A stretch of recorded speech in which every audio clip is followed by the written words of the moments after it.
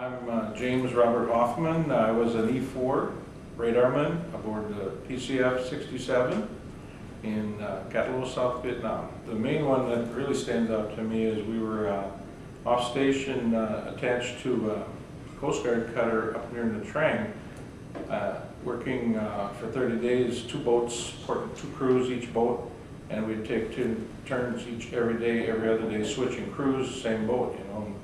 When we were on patrol one day, we were out doing fire support for a Marine detachment, and got under fire. We were firing mortars, and we had a situation where I loaded a mortar, and it did not fire. It didn't detonate. We couldn't get it to fire, and so the procedure was to we don asbestos gloves, put your hands up around the muzzle, and the gunner would raise the gun, and we would catch the mortar round and then throw it into the river or in the ocean, whichever the case would be. And as I brought my hands up around the muzzle, the round, we call it a cook-off, where the powder increment bags attached to the mortar round ignited from the sparks that were in the gun, and this round fired as I brought my hands up around, and my hands were about this far from the muzzle when they said, I don't remember everything because I was knocked unconscious. It singed my eyebrows and burnt my forehead with some flash burns, and I was, I was knocked out. They said I did a complete turn about face, fell on the deck, and the unusual thing about that particular incident was Admiral Roy Hoffman, who back then was our squadron commander as captain. He was aboard our boat that day, and my boat officer was Rich McFarland, and he made a comment. He told me this later. He said that about 5 minutes before the incident, he just commented to Captain Hoffman. He said, by the way, we're not related, but he said, I hope we don't have any casualties today while you're aboard. And 5 minutes later, boom. And they took good care of me until they found out I wasn't the captain. I was just the E4, but I'm just kidding about that. No, they did take good care of me. I spent 3 days on the USS Haverfield in their sick bay. I lost my hearing for 3 days. I thought I was going to be deaf. That was a very scary thing. You know, you're a young man at 20, 21 years old. I had a wife and 2 children. My wife had our daughter while I was in Vietnam. My son was born before I went to Vietnam, and so it was a very trying, difficult time for us all at the time. And those are things that really stood out in my mind more than anything.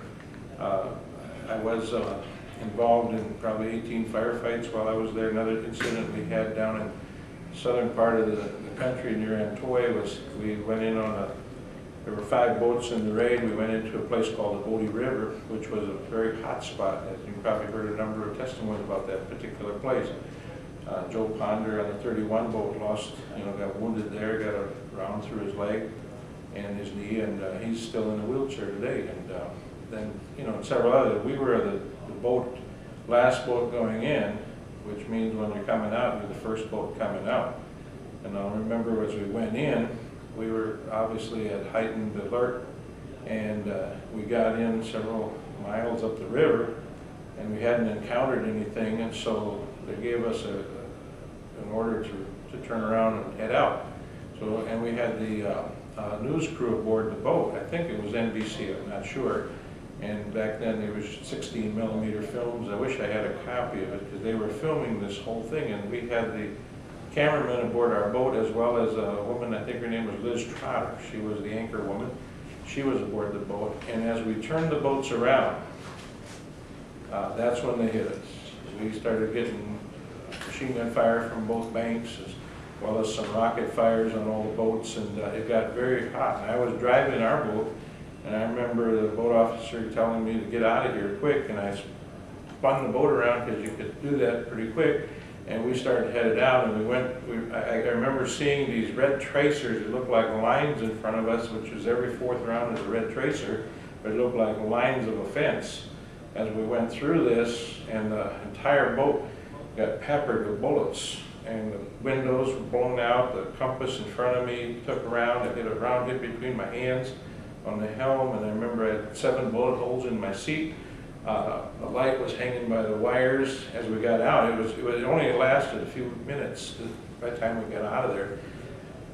But, you know, you just react, and then you try to assess things after the fact, and it was really, I believe, the grace of God that nobody was injured.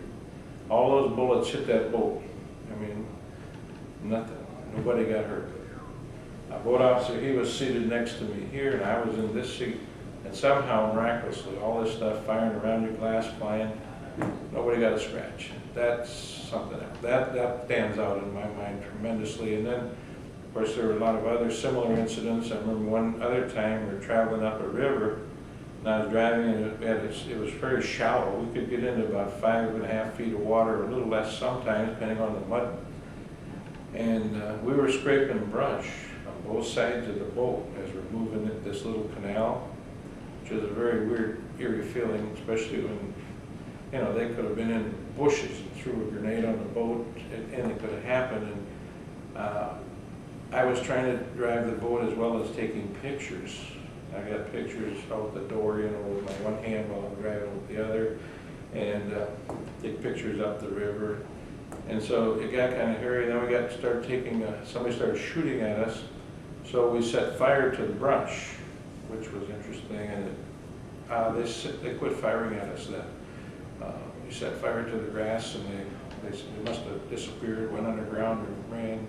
We don't know, but we opened up with the 50s. Maybe we killed them. We never went ashore to find out.